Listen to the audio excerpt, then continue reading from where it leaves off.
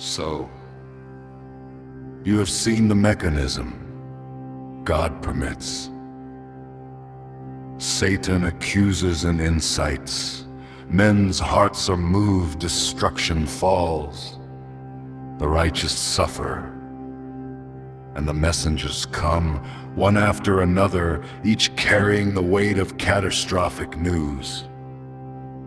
I only am escaped alone to tell thee. This is the rhythm of the cosmic tragedy.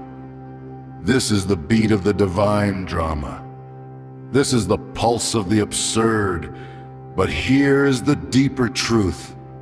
The messengers are not the end. The destruction is not the final word. The enemy's power is not absolute. The righteous suffering is not meaningless.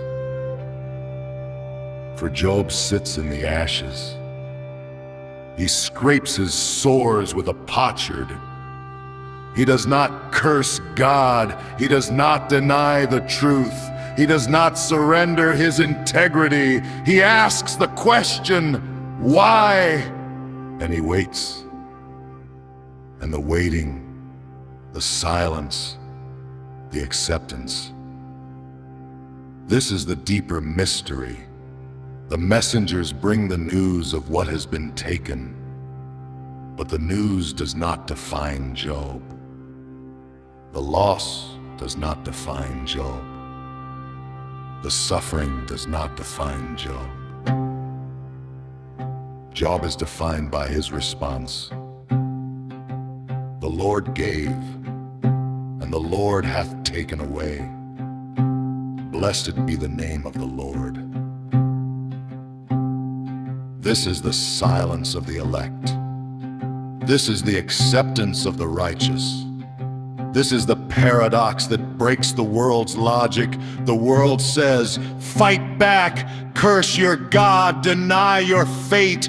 Job says, I have nothing, and yet I worship. And the enemy Satan, the accuser, the tempter, he is defeated not by power, but by surrender, not by resistance, but by acceptance, not by fighting, but by silence, because the silence of the elect is the loudest declaration of faith.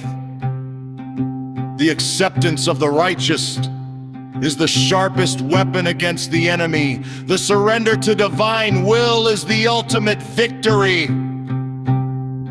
And the messengers, with their cries of I only am escaped, they are not the voices of despair. They are the heralds of a deeper truth, that the destruction is temporary, that the loss is not eternal, that the silence will be broken, that the whirlwind will speak.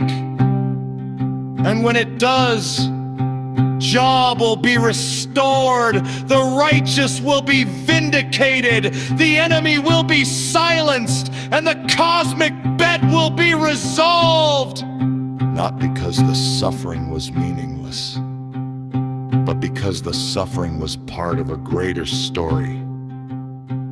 A story that ends not in destruction, but in redemption. Not in despair, but in hope. Lone silence, but in the voice of God. So hear the messengers, hear their cries, hear the rhythm of the catastrophe, but do not stop there. Wait for the whirlwind. Wait for the silence to be broken. Wait for the one who permits and restores. And when he speaks, you will know that the messengers were not the end. They were just the beginning, and the end is the glory.